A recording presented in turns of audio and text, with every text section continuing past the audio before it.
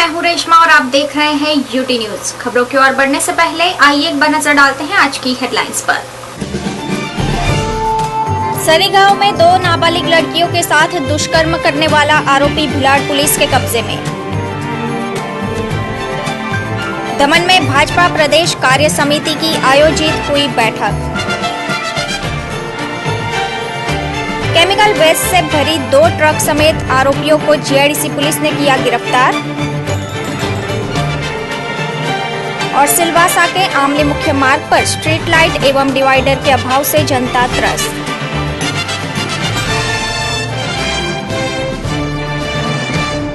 आइए बढ़ते हैं खबरों की ओर। भिलाड़ के सरीगांव में एक बार फिर नाबालिग के साथ दुष्कर्म करने वाले आरोपी को हिरासत में लिया गया है।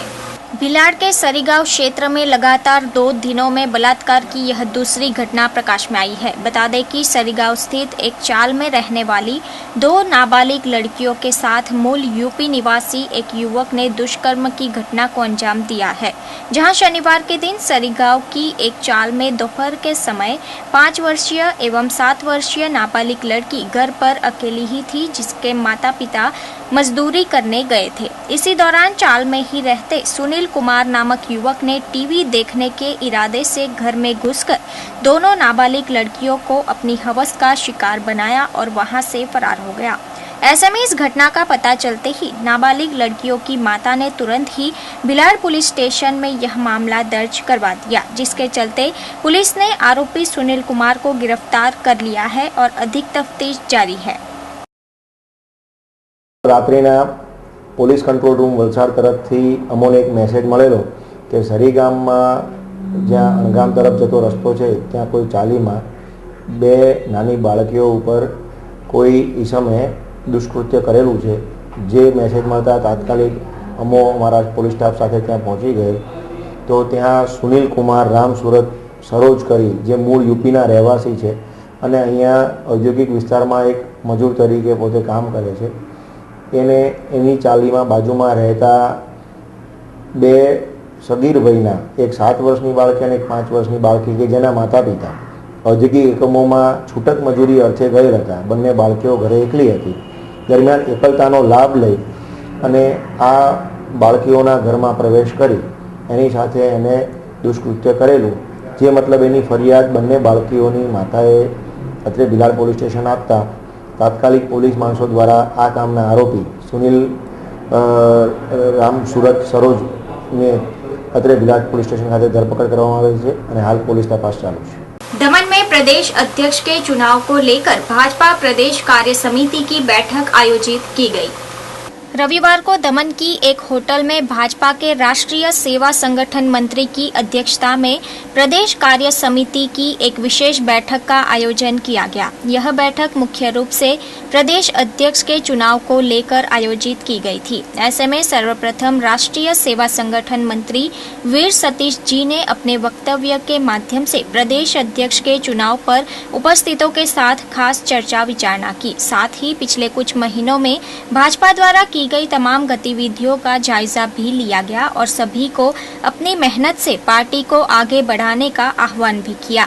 इसके अलावा प्रदेश अध्यक्ष की ओर से बूथ से लेकर जिले तक का संरचना का रिपोर्ट भी वीर सतीश जी के समक्ष पेश किया गया। वहीं आगामी नगरपालिका चुनाव भी साथ मिलकर लड़ा जाए, ऐसी अपील की गई है। कुल मिलाकर भाजपा का प्रदेश अध्यक्ष किसको बनाया जाए, उसी विषय पर मुख्य रूप से विचार विमर्श किया गया। जहां आयोजित इस बैठक में वीर सतीश जी के अलावा संगठन मंत्री रघुनाथ कुलकर्णी, सांसद लालू पटेल, प्रदेश भाजपा अध्यक्ष वासु पटेल, महिला मोर्चा अध्यक्षा फाल्गुनी पटेल, भाजपा नेत्री तरुणा पटेल समेत बड़ी संख्या में कार्यकर्ता मौजूद थे। पूरे देश भर में बूथ से लेकर मंडल जिला तक की और प्रदेश तक की संरचना हो रही है। उस संरचना का इतना काम हुआ और जिस प्रकार से लोकतांत्रिक तरीका से भारतीय जनता पार्टी की संरचना हो रही है, बूथ से लेके मंडल और जिला तक भी हो गई है, इसकी जानकारी रिपोर्टिंग देना और आगे की प्रदेश की संरचना भी करनी है, इसका मार्गदर्शन देने के लिए माननीय वी सतीश जी यहाँ आए। बूथ समिति बनाई और 26,000 सदस्य बनाए। यहाँ पे पहली बार दमनदीव में हमने इस प्रकार की संरचना की है। मुझे लगता है एक अच्छा ढांचा दमनदीव में पहली बार हो रहा। भारतीय जनता पार्टी के प्रदेश कार्य समिति की बैठक थी। इस बैठक में पिछले 6-8 महीने में जो यहाँ पे गतिविधियाँ हुई उसकी जानकारी प्रदेश अध्यक्ष ने रखी। उसके पश्चात हर 3 साल के बाद भारतीय जनता पार्टी का एक लोकतांत्रिक तरीके से पार्टी के अंतर्गत चुनाव होते हैं, उसके बारे में जानकारी दी गई, दीव एवं दमन के बारे में। और माननीय वी सतीश जी जो राष्ट्रीय महामंत्री सह संगठन मंत्री है, उन्होंने अपने वक्तव्य में भारतीय जनता पार्टी दीव दमन में आगे कैसे बढ़े, केंद्र सरकार की जो अलग अलग योजना है उस योजना का अमल इस प्रदेश में कैसे हो, इसके लिए उन्होंने संबोधन किया। और आने वाले कुछ दिनों में सतीश जी सबसे सलाह मसलत करके दिल्ली में बातचीत करके प्रदेश अध्यक्ष के बारे में आने वाले कुछ दिनों में निर्णय होगा। न आज कोई निर्णय हुआ है, न आज की बैठक कोई प्रदेश अध्यक्ष का निर्णय करने के लिए थी। तो सतीश जी ने बाद में सबसे बातचीत की है और सतीश जी दिल्ली में जाने के पश्चात जो कंसेंसस हुआ है इस पर चर्चा करके उसके बाद निर्णय होगा। जब निर्णय होगा तब आप सबको पता चलेगा। कई मामलों में देखा कि प्रशासन बिना जनप्रतिनिधियों की राय से ही वो अपने निर्णय ले लेता है। ऐसे मुद्दों पे एक ऐसा प्रतिनिधि चाहिए, एक ऐसा पार्टी का नेतृत्व चाहिए जो मजबूती के साथ खड़ा हो और लोगों के साथ खड़ा हो। और लालू भाई हमारे बहुत ही अच्छे सक्रिय सांसद है। प्रदेश अध्यक्ष की बात मैं कर रहा हूँ। प्रदेश अध्यक्ष मैंने कहा ना कि सर्वसम्मति से पार्टी के हित रखने वाला, संगठन को साथ में लेकर चलने वाला, सर्वसम्मति से अच्छा प्रदेश अध्यक्ष हम करेंगे। वहीं भाजपा प्रदेश कार्य समिति की इस बैठक के दौरान कड़ैया सरपंच शंकर भाई पटेल और अशोक पटेल के बीच किसी बात को लेकर कहासुनी भी हुई थी, जिसे प्रदेश अध्यक्ष वासु पटेल ने अपनी ओर से शांत करवाया गया। शंकर भाई पटेल के मुताबिक प्रदेश में भारतीय जनता पार्टी द्वारा कार्यकर्ताओं एवं भाजपा के चुने हुए प्रतिनिधियों को सूचित किए बिना ही अचानक इस प्रकार की बैठक आयोजित की जाती है। इतना ही नहीं बल्कि पार्टी की अन्य गतिविधियों में भी इन्हें शामिल नहीं किया जाता, जहां भाजपा की इसी मनमानी को लेकर बैठक के दौरान कहासुनी हुई थी। वापी जीआईडीसी पुलिस ने खतरनाक केमिकल से भरी 2 ट्रक समेत 2 आरोपियों को अपने कब्जे में किया है। शनिवार 19 दिसंबर की सुबह वापी जीआईडीसी क्षेत्र में पीएसआई झाला और उनकी टीम पेट्रोलिंग पर थी, जहां 4th फेज में स्थित Ramji board and paper mill private limited में से केमिकल वेस्ट से भरी 2 ट्रकों को निकास हेतु महाराष्ट्र के लिए रवाना किया जाना था, जिसकी गुप्त सूचना जीआईडीसी पुलिस को दी गई थी, जिसके आधार पर विनंती नाके पर वॉच रखते हुए खतरनाक केमिकल से भरी 2 महाराष्ट्र पासिंग की ट्रक को पुलिस ने अपने कब्जे में कर लिया। साथ ही इस मामले में 2 आरोपियों को भी गिरफ्तार किया गया है। वहीं जीआईडीसी पुलिस ने एफएसएल की मदद से केमिकल वेस्ट के सैंपल को जांच हेतु भी भिजवा दिया है और जीपीसीबी को भी यह जानकारी दी गई है। बहरहाल पुलिस इस मामले के तहत आगे की कार्यवाही में जुट गई है। बातमी મળેલી કે વિનંતી નાકા પાસેથી મહારાષ્ટ્ર પાસિંગની 2 ટ્રક પાસ થવાની છે, જેમાં હેઝાર્ડસ વેસ્ટ ભરેલું છે ને જે કોઈ પણ જગ્યાએ ખાલી કરવાનું છે। વોચ ગોઠવેલી એ દરમિયાનમાં વર્ણનવાળી બંને ટ્રકો ત્યાં આવતા એમને રોકતા ચેક કરતા એમાં હેઝાર્ડસ વેસ્ટ ભરેલું હોય એવું લાગતા ડ્રાઈવરને પૂછપરછ કરી તો પૂછપરછ દરમિયાન એણે એવું કીધું કે આ રામજી પેપર મિલમાંથી જે વેસ્ટ હોય એ ભરેલું છે અને મહારાષ્ટ્રમાં કે કોઈ પણ જગ્યાએ ખાલી કરવાનું એમને કીધેલું છે। તો ખરેખર વેસ્ટ હતું એટલે જે તે કોઈ પણ જગ્યાએ ખાલી કરી શકાય નહીં, તો ગુનો દાખલ કરેલું, બંને ડ્રાઈવરને એરેસ્ટ કરેલા, બંને ટ્રકો જમા લીધેલી છે અને જીપીસીબીને જાણ કરેલી છે તથા તહેસીલને બી જાણ કરેલી છે અને વધુ તપાસ ચાલુ છે। सिलवासा के आमली फव्वारे से लेकर बालाजी मंदिर तक के मुख्य मार्ग पर स्ट्रीट लाइट के अभाव से स्थानीय परेशान है। सिलवासा आमली फव्वारे से बालाजी मंदिर रोड पर पिछले काफी दिनों से स्ट्रीट लाइटें बंद पड़ी हालत में नजर आ रही है। साथ ही नगरपालिका द्वारा पिछले वर्ष इस सड़क का चौड़ीकरण किया गया था, लेकिन अब तक इस सड़क के बीच डिवाइडर बनाने का कार्य हाथ नहीं लिया गया है। यह सड़क आमली फव्वारे से लेकर उल्टन फलिया में निकलती है, जहां पर अंदाजित 25 से भी अधिक सोसाइटियां मौजूद है, जिसके चलते इस मुख्य मार्ग से रोजाना हजारों लोगों की आवाजाही बनी रहती है। ऐसे में इस मार्ग पर स्ट्रीट लाइट के अभाव से स्थानीय रहवासियों को कई दिक्कतों का सामना करना पड़ता है। इतना ही नहीं बल्कि इन दिनों ठंड के मौसम के चलते शाम के समय महिलाओं को बाहर निकलना भी मुश्किल बना हुआ है। वहीं डिवाइडर के अभाव से इस मार्ग पर सड़क दुर्घटनाएं भी बढ़ती ही जा रही है। लिहाजा नगरपालिका द्वारा तत्काल रूप से इस मुख्य मार्ग पर स्ट्रीट लाइट एवं डिवाइडर की सुविधा उपलब्ध की जाए, ऐसी अपील की गई है। हकीकत में रोड तो एकाद वर्ष जेवो थई गयो बनीने मोटो थई गयो छे, परंतु जे डिवाइडरनी खास ताती जरूरियात हती ते पालिका द्वारा कई एनो कार्यवाही करेल नथी। ने बीजू के जे स्ट्रीट लाइटनो मोटो अभाव है, जे रोड पर अवर जवर थता वाहनों अथवा लोग चालता जाए कि मंदिर दर्शन माटे जाए तो रात्रे स्ट्रीट लाइटनो खासो अभाव है।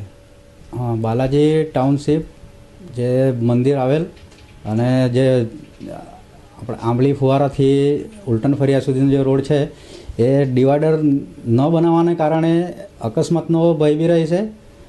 વહેલી તકે આ મુદ્દાને ધ્યાનમાં રાખીને પાલિકા એને પર એક્શન લઈ ને ત્યાંની સમસ્યા દૂર કરે, તાકી લોકોની જે હાલાકી ભોગવી રહ્યા છે તે લોકોને સુવિધા મળી રહે। दादरा नगर हवेली में आयोजित 2 दिवसीय बैडमिंटन एवं टेबल टेनिस टूर्नामेंट का शनिवार को समापन हुआ। दानह खेल एवं युवा मामलों के विभाग द्वारा 2 दिवसीय बैडमिंटन एवं टेबल टेनिस टूर्नामेंट का आयोजन किया गया था, जिसका शनिवार को समापन हुआ।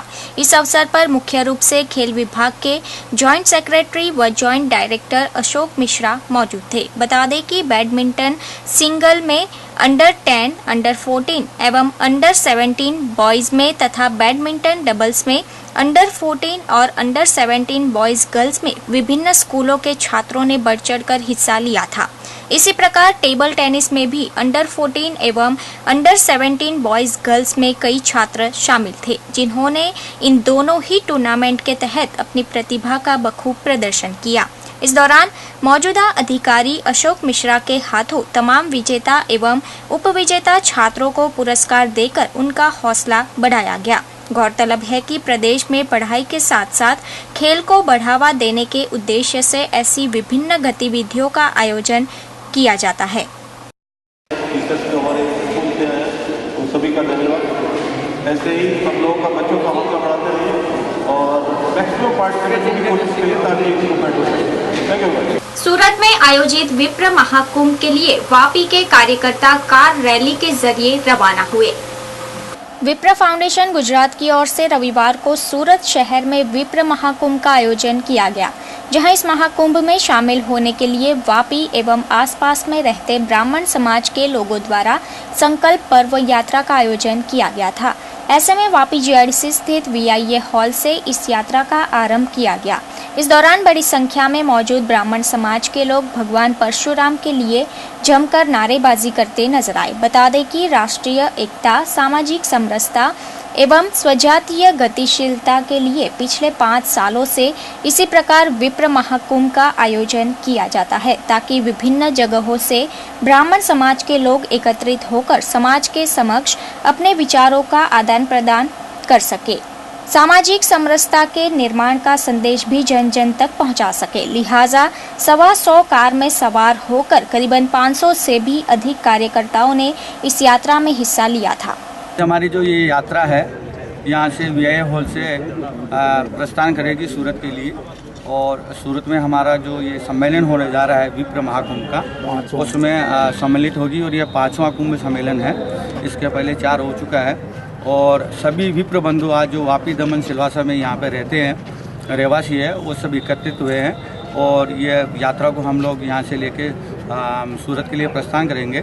और हमारा उद्देश्य ये होगा कि ब्रह्म शक्ति जो ब्राह्मण समाज है वो एक छत के नीचे एकत्रित हुए और अपनी जो समस्या है, जो उनका जो विचार है वो समाज के सामने रखे। और हम लोग ये संदेश देना चाहते हैं और सामाजिक समरसता का जो हमारा नारा है वो हम लोग समाज को देना चाहते हैं। हम राष्ट्र के पुरोहित हैं और राष्ट्र को, समाज को दिशा देने का कार्य ब्राह्मण समाज सदियों से करता आ रहा है। सारा ब्राह्मण समाज है वो सप्त ऋषियों की संतान है। वो सप्त ऋषियों की संतान के पूरे ब्राह्मण समाज को एक सूत्र में पिरोने का कार्य विप्र फाउंडेशन द्वारा किया जा रहा है। और विप्र फाउंडेशन के इस महाकुंभ में सभी सप्त ऋषियों की संतान जो सारे ब्राह्मण हैं वो एक साथ एकत्रित होंगे और इस राष्ट्र को कैसे आगे बढ़ाया जाए, राष्ट्र को कैसे दिशा दी जाए, राष्ट्र में समरसता का कैसे निर्माण किया जाए, ब्राह्मण को वापिस जगाकर इस राष्ट्र को विश्व गुरु बनाने में किस तरह से ब्रह्म समाज अपना योगदान दे, इस सारी बातों पर चिंतन किया जाएगा। और हम महाकुंभ में वहां शामिल होकर वो ब्रह्म शक्ति को साकार करने में अपना सहयोग देंगे। आइए अब यूटी न्यूज इंडिया में देश विदेश की अन्य खबरों पर डालते हैं एक नजर।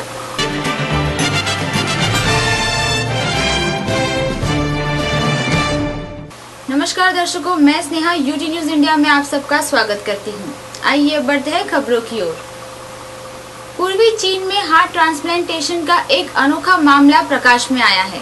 पूर्वी चीन में हार्ट ट्रांसप्लांटेशन द्वारा एक दाता के शरीर से दिल निकालने के बाद 7 घंटे तक न धड़कने पर भी एक सफल ट्रांसप्लांटेशन किया गया। डॉक्टरों के मुताबिक आमतौर पर 6 घंटे तक दिल के न धड़कने के बाद उसे दोबारा पुनर्जीवित नहीं किया जा सकता।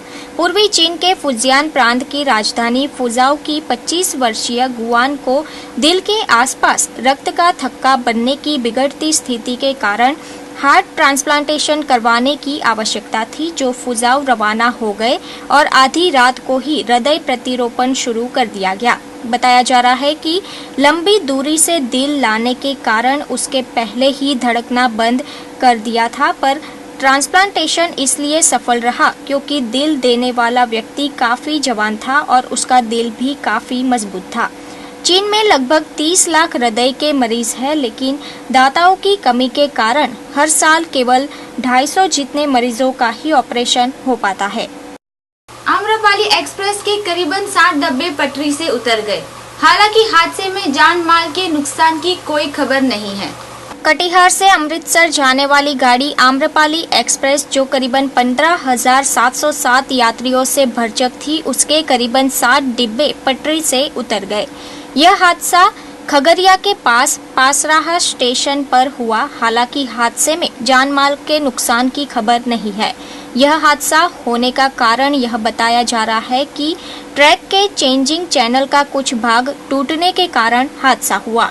घटना रविवार रात करीबन 1:30 बजे घटी और 5 स्लीपर एवं 2 एसी के डिब्बे पटरी से उतर पड़े। दुर्घटना के बाद राहत ट्रेनों को मौके पर पहुंचा दिया गया। वहीं दूसरी ओर बिहार के ही सोनपुर में EMU सवारी गाड़ी पटरी से उतर तालाब में जा घुसी। हालांकि लोग बाल बाल बच गए और घटना में किसी के हताहत होने की खबर नहीं मिली है। जून 2014 में हुए एक भयानक सड़क दुर्घटना के बाद भी जीवित बच गए हैं लंदन के मशहूर हास्य कलाकार ट्रेसी मॉर्गन का मानना है कि वह सिर्फ अपने परिवार के लिए जीवित है। फीमेल फर्स्ट की एक रिपोर्ट के अनुसार 47 वर्षीय हास्य कलाकार ट्रेसी मॉर्गन का मानना है कि वह जून 2014 में हुई एक भयानक सड़क दुर्घटना में इसलिए बच गए ताकि वह अपनी पत्नी मेगन वुलोवर और बेटी की देखभाल कर सके। उन्होंने यह भी कहा कि दुर्घटना के बाद भगवान के पास उन्हें जीवित रहने देने का मुख्य कारण यह था। बता दें कि इस दुर्घटना में उनको मस्तिष्क में गहरी चोट लगी थी और उनका पैर भी टूट गया था। इतना ही नहीं बल्कि इस हादसे में उनके दोस्त जेम्स मैकनायर की मौत भी हो गई थी। उन्होंने फिर दोहराया कि मेरे जीने की एक वजह थी, मैं यह एक वजह से हूँ, कौन जानता है, हो सकता है मुझे यहाँ मेरे परिवार की देखभाल करने के लिए रखा गया हो। फिलहाल यूटी न्यूज इंडिया के इस बुलेटिन में इतना ही। तब तक के लिए नमस्कार।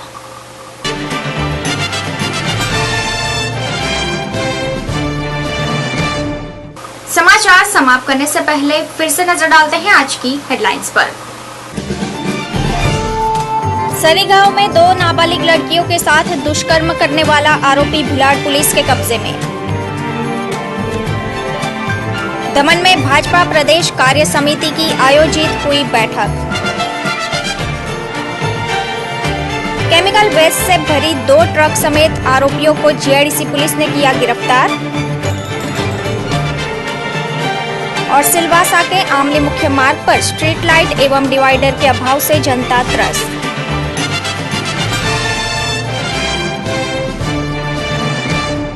फिलहाल यूटी न्यूज के इस बुलेटिन में इतना ही। अगले बुलेटिन में हम फिर हाजिर होंगे कुछ और ताजा तरीन खबरों के साथ। तब तक के लिए नमस्कार।